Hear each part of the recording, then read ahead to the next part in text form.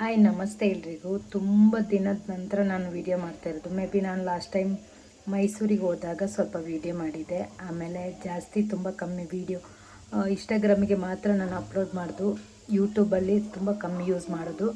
So ಅದಕ್ಕೆ ಸ್ವಲ್ಪ daily blogs ಏನಾದರೂ ಮಾಡುವ ಅಂತ. ಯಾಕೆಂದರೆ ಯೂಟ್ಯೂಬ್ ಆಲ್ರೆಡಿ ಮಾನಿಟೈಸೇಷನ್ ಆಗಿದೆ ಅಲ್ವಾ. ಸೊ ಅದು ಯೂಸ್ ಮಾಡ್ತಾಯಿದ್ರೆ ಮಾತ್ರ ವ್ಯೂಸ್ ಇರುತ್ತೆ, ಇಲ್ಲಾಂದರೆ ಇರಲ್ಲ.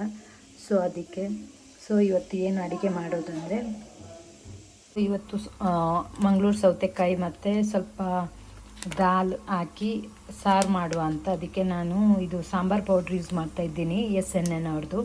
ಆ್ಯಕ್ಚುಲಿ ಇದು ನನಗೆ ಕೊಲಾಬ್ರೇಷನ್ಗೆ ಬಂದಿರೋದು SNN ಅವ್ರದ್ದು ತುಂಬ ಎಲ್ಲ by one get one offer ಇದೆ ನಿಮಗೆ. ಸಾಂಬಾರು ಪೌಡ್ರು ಮತ್ತು ಪುಳಿಯೋಗರೆ ಪೌಡ್ರು ಚೆನ್ನಾಗಿದೆ. ಆ್ಯಕ್ಚುಲಿ ಇದು ಪುಳಿಯೋಗರೆ ಪೌಡ್ರು, ಇದನ್ನು ಚೆನ್ನಾಗಿದೆ. ಇದು ಸಾಂಬಾರು ಪೌಡ್ರು ನೀವು ಖಾರ ಜಾಸ್ತಿ ಇಷ್ಟ ಇದ್ದವರು ಸ್ವಲ್ಪ ಜಾಸ್ತಿ ಹಾಕ್ಕೊಳ್ಬೋದು. ಸ್ಪೈಸಿ ಕಮ್ಮಿ ಬೇಕು ಅಂದರೆ ನಿಮಗೆ ಕಮ್ಮಿ ಹಾಕ್ಬೋದು. ಹಾಗಂತ ನಿಮಗೆ ಅದರಲ್ಲಿ ಕಲ್ಲರ್ ಯಾವುದು ಯೂಸ್ ಮಾಡಿರಲ್ಲ ಜಾಸ್ತಿ.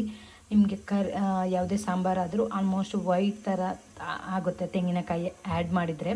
ಪೌಡ್ರ್ ಮಾತ್ರ ರೆಡ್ ಇರುತ್ತೆ. ನಿಮಗೆ ತೆಂಗಿನಕಾಯಿ ಆ್ಯಡ್ ಮಾಡಿದಾಗ ಅಷ್ಟು ಕಲರ್ ಇರಲ್ಲ. ಕಲರೆಲ್ಲ ಯಾವುದು ಯೂಸ್ ಮಾಡಲ್ಲ ಅವರು. ತುಂಬ ಚೆನ್ನಾಗಿದೆ, ಯಾರಾದರೂ ಬೇಕಂದರೆ ಯೂಸ್ ಮಾಡ್ಕೋಬೋದು. ಇವರದೊಂದು ಸೆಟ್ಟೆ ಬಂದಿದೆ ನೋಡಿ, ಈ ಥರ ಒಂದು ಪ್ಯಾಕೆ ಕಳಿಸಿದ್ದಾರೆ.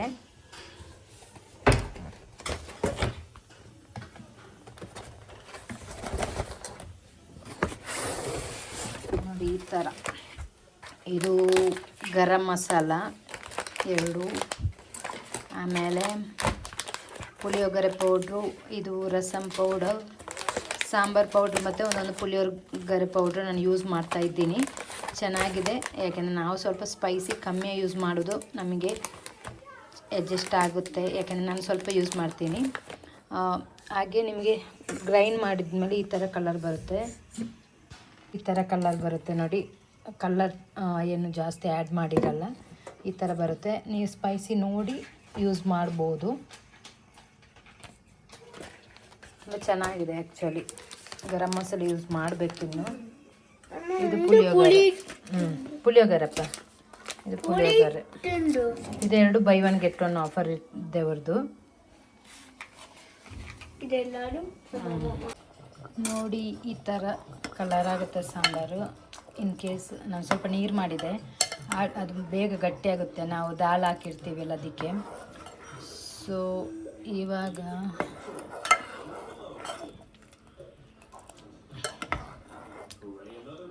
ಅರ್ಜೆಂಟಿಗೆ ನಮ್ಮ ಸೈಡೆಲ್ಲ ನಾವು ಜಾಸ್ತಿ ತೆಂಗಿನಕಾಯಿ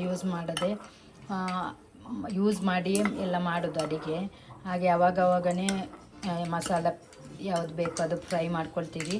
ಸೊ ಅರ್ಜೆಂಟಿಗೆಲ್ಲ ಈ ಥರ ಮಾಡ್ಕೋಬೋದು. ಒಗ್ಗರಣೆ ಹಾಕುವಾಗ ಚೆನ್ನಾಗಿ ಆಗುತ್ತೆ ಸೌತೆಕಾಯಿ ಸಾರು.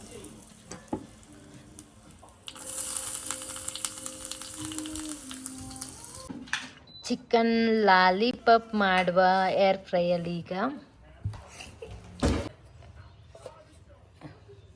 ನೀವು ಬೇಕಾದರೆ ಒಂದು ಪಾತ್ರೆ ಇಡ್ಬೋದು, ಅದಕ್ಕೆ ಸಿಗುತ್ತೆ, ಅದು ಇಡ್ಬೋದು. ಇಲ್ಲದ್ರೆ ಈ ಥರನೂ ಇಡ್ಬೋದು, ಯಾಕಂದರೆ ಇಲ್ಲದ್ರೆ ಅದು ಅಂಟುತ್ತಲ್ಲ ಅದಕ್ಕೆ. ಸೊ ನಾವು ಇದೇ ಥರ ಯೂಸ್ ಮಾಡ್ತಾಯಿದ್ದೀವಿ.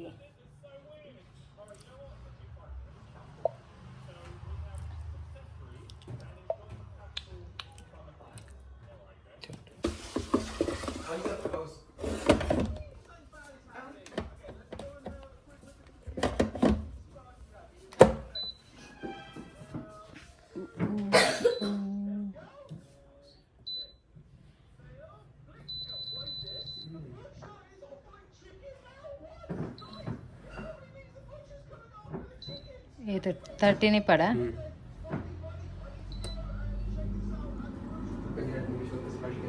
ಇವಾಗ ಚಿಕನ್ ಲಾಲಿಪಾಪ್ ರೆಡಿ.